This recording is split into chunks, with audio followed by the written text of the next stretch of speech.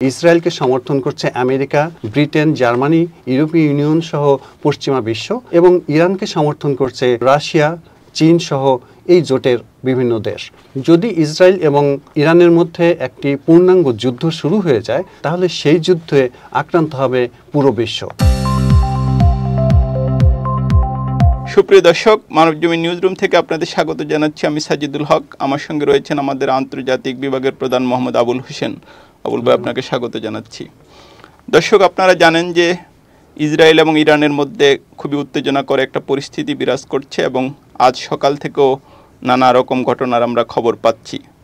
বিবিসিতে আমি তাদের আন্তর্জাতিক বিভাগের যে সম্পাদক জেরেমি বোরেনের একটা লেখা পড়ছিলাম। তিনি বলছিলেন যে ইসরায়েল এবং ইরানের মধ্যে দীর্ঘদিন ধরেই মধ্যপ্রাচ্যে এক ধরনের ছায়াযুদ্ধ চলছে, কিন্তু সে যুদ্ধে বা খেলায় একটা নিয়ম ছিল যে ইরান বা ইসরায়েল কেউ সরাসরি নিজেদের ভূখণ্ডে হামলা চালাবে না। কিন্তু সর্বশেষ আমরা দেখলাম ইরান নজিরবিহীনভাবে ইসরায়েলে হামলা চালায় এবং সে হামলা নিয়ে নানা রকম, যদিও সেটা একটা দামেস্কে ইসরায়েলের এক ধরনের একটা হামলারই প্রতিশোধ হিসেবে ইরান হামলাটা চালিয়েছিল। এরপরে কয়েকদিন আমরা নানা রকম ঘটনা ঘটতে দেখলাম।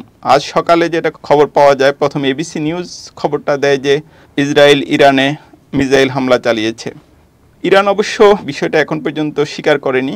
অন্যদিকে ইসরায়েলও এ ব্যাপারে আনুষ্ঠানিকভাবে কোনো বক্তব্য রাখেনি। তাউল ভাই, আসলে কি জানা যাচ্ছে এখন পর্যন্ত সর্বশেষ সব মিলিয়ে? ধন্যবাদ আপনাকে। ইসরায়েল যে ক্ষেপণাস্ত্র হামলা চালিয়েছে এমন অভিযোগ ইরান সরাসরি নাকচ করে দিয়েছে। তারা যে কথাটা বলছে সেটা হচ্ছে যে ইরানের ভিতর থেকেই কোনো প্রক্সি গ্রুপ তারা কয়েকটি ড্রোন উড়িয়েছিল এবং সেটা তারা তাদের প্রতিরক্ষা ব্যবস্থা ব্যবহার করে ধ্বংস করে দিয়েছে। এর বাইরে তেমন কোনো ক্ষতিকর কোনো কিছু ঘটেনি ইরানে। এবং সবচেয়ে বেশি উদ্বেগজনক যে বিষয়টি ছিল, ইরানের পারমাণবিক স্থাপনা, নাতানজ পারমাণবিক স্থাপনা, ইস্পাহান পারমাণবিক স্থাপনা, এমনি আরও দু একটি যে পারমাণবিক স্থাপনা আছে সেইগুলো নিয়ে সবচেয়ে বেশি ভয়ের ছিল। তো আমরা যেটা দেখেছি আন্তর্জাতিক মিডিয়াতে বা ভিডিও ফুটেজে, তাতে দেখতে পেয়েছি যে ইস্পাহানের যেখানে বলা হচ্ছে যে হামলাটা হয়েছে, সেই ইস্পাহানেই আপনার যে পারমাণবিক স্থাপনা, তার সেই স্থাপনাতেই দেখা গেছে যে কয়েকজন কর্মকর্তা তাদের ওই স্থাপনাটাকে পর্যবেক্ষণ করছেন এবং তার আকাশ বা আশপাশ একেবারে পরিষ্কার। জাতিসংঘ তো এটা বলেছে যে ওটা নিরাপদ আছে। জাতিসংঘ এই কথাটা বলেছে যে ইরানের পারমাণবিক স্থাপনাগুলো নিরাপদ আছে। ফলে যে হামলাটা হয়েছে, এই হামলাটা এক ধরনের প্রক্সি হামলা বলা যেতে পারে। কারণ হচ্ছে যে ইসরায়েল এর মধ্যে দিয়ে তার মুখ রক্ষা করেছে, এটা বলা যায়। কারণ হলো দামেস্কে যে কনসুলেটে হামলা করলো, তারপর থেকে কিন্তু ইরান আপনার বারবার হুমকি দিয়ে আসছে যে তাদেরকে আক্রমণ চালালে তারা তার কঠোর হামলা চালাবে এবং তারা বৃহত্তরভাবে হামলা চালাবে। ওয়ালটন ফ্রিজ কিনে অনেকের মতো আপনিও হয়ে যেতে পারেন মিলেনিয়াল সেরা পণ্যের সেরা অফার। ইসরায়েলকে সেই দিক থেকে পশ্চিমা নেতারা বা বিশ্ব নেতারা, জাতিসংঘ সবাই বারবার আহ্বান জানাচ্ছিলেন সংযত থাকার জন্য এবং ইরানে হামলা না চালানোর জন্য। সেই দিক থেকে ইসরায়েল হয়তো কিছুটা সংযত আচরণ করেছে। তারা ইরানে ভয়াবহ ক্ষেপণাস্ত্র হামলা চালায়নি। এর ফলে আপনার ইরানে যে ক্ষতির কথা বলা হচ্ছিল, আজ খুব সকালে যে খবরটা আমাদেরকে আতঙ্কিত করে তোলে সেটা হচ্ছে যে পশ্চিমা মিডিয়াগুলো, বিশেষ করে এবিসি বা সিবিএস এরকম বিভিন্ন চ্যানেল থেকে যে খবর দেওয়া হচ্ছিল সেটা নিয়ে খুব উদ্বেগের বিষয় ছিল। সেটা হলো যে ইরানে ইসরায়েল ড্রোন এবং ক্ষেপণাস্ত্র হামলা চালিয়েছে। কিন্তু শেষ পর্যন্ত আন্তর্জাতিক মিডিয়া এবং পশ্চিমা মিডিয়া থেকে যে কথাগুলো আসছে তাতে বোঝা যাচ্ছে যে এই হামলা খুব জোরালো কিছু ছিল না। বিবিসিতে একটা বিশ্লেষণ আমরা দেখছিলাম যে এটা আসলে খুব অনেকটা, যদি এটা হামলাটা এটাই শেষ হয়ে থাকে আর কি, আরও যদি হামলা না হয় তাহলে এটা খুব বড় কোনো কিছু না আর কি।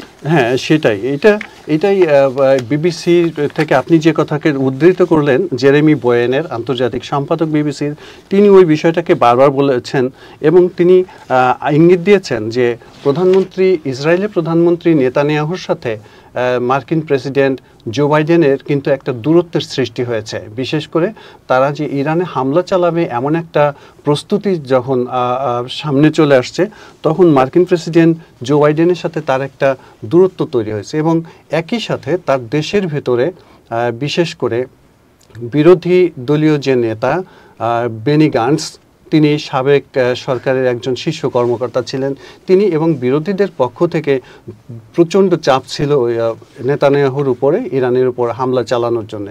ফলে এই যে হামলাটা হলো, এই হামলাটার মধ্য দিয়ে হয়তো নেতানিয়াহু এটা বোঝাতে চেয়েছেন তার দেশের বিরোধী পক্ষকে যে হ্যাঁ, আমরা ইসরায়েলকে ছেড়ে কথা বলিনি, ইরানকে ছেড়ে কথা বলিনি। আবার একই সাথে পশ্চিমা বিশ্বকে একটি বার্তা দিয়েছেন যে আমরা এখানে জোরালো কোনো হামলাও করিনি। অর্থাৎ এক ঢিলে দুই পাখি মেরে দিলেন উনি। বিষয়টা এরকম হয়ে দাঁড়িয়েছে। এমনিতে তো আসলে মধ্যপ্রাচ্যটা খুব এখন উত্তপ্ত। গাজাতে সংকট চলছে, কয়েক মাস হয়ে গেল, নির্বিচারে মানুষ মারা যাচ্ছে। আবার হিজবুল্লাহকেও আমরা দেখছি হামলা চালাতে বারবার, ইসরায়েলও হামলা চালাচ্ছে, এখন আবার ইরান সংযুক্ত হলো। তো এই পুরো পরিণতিটা আসলে কোন দিকে ঘোরাতে পারে? আপনি ঠিকই বলেছেন। গত বছর অর্থাৎ 2023 সালের 8ই অক্টোবর হামাস যখন ইসরায়েলে ভয়াবহভাবে রকেট হামলা চালায়, তখন থেকেই মধ্যপ্রাচ্য অগ্নিগর্ভ হয়ে উঠেছে। ইসরায়েল নৃশংসভাবে নির্বিচারে গাজায় যেভাবে মানুষ হত্যা করছে, এটা কোনো মানবিকতার সংজ্ঞায় ব্যাখ্যা করা যায় না। এই ঘটনাকে কেন্দ্র করে পুরো মধ্যপ্রাচ্য উত্তপ্ত হয়ে আছে। যে কোনো সময় এখানে একটি পূর্ণাঙ্গ যুদ্ধ শুরু হয়ে যেতে পারে, এমন একটা ভয় সবাই পাচ্ছিলেন। এই যে হামাসের হামলা এবং তারপরে ইসরায়েলের যে ভয়াবহ হামলা, তারপরে আমরা দেখতে পেয়েছি যে লেবানন থেকে আপনার আরেক যোদ্ধা গোষ্ঠী হিজবুল্লাহ, ওদিকে ইয়েমেনের হুতি বিদ্রোহী গোষ্ঠী, এরা কিন্তু পশ্চিমাদের বিরুদ্ধে একের পর এক বিভিন্নভাবে হামলা চালিয়ে আসছে। গতকাল অথবা তার আগের দিনও লেবাননে কিন্তু হিজবুল্লাহ ইসরায়েলের মধ্যে আঘাত হেনেছে। সুতরাং এই যে ঘটনাগুলো, এই হিজবুল্লাহ এবং ইয়েমেনের হুতি, এদেরকে ব্যবহার করে আসলে এরা তো ইরানপন্থী, এরা আসলে যেটা চায় সেটা হলো যে ইরান এদেরকে ব্যবহার করে ইসরায়েলের চারপাশে একটা বেষ্টনী তৈরি করে রাখতে, অর্থাৎ ইসরায়েলকে একটা আতঙ্কের ভিতরে ফেলে রাখার জন্য একটা চেষ্টা করছে। এই ঘটনাকে কেন্দ্র করে যদি ইসরায়েল এবং ইরানের মধ্যে একটি পূর্ণাঙ্গ যুদ্ধ শুরু হয়ে যায়, তাহলে এর ফলে একটি তৃতীয় বিশ্বযুদ্ধ শুরু হয়ে যাওয়ার সমূহ সম্ভাবনা আছে। এবং এই জন্যেই বিশ্ব নেতারা বা রাজনৈতিক বিশ্লেষক বা ধারাভাষ্যকার তারা বারবার এই ইঙ্গিতগুলো দিয়ে আসছেন।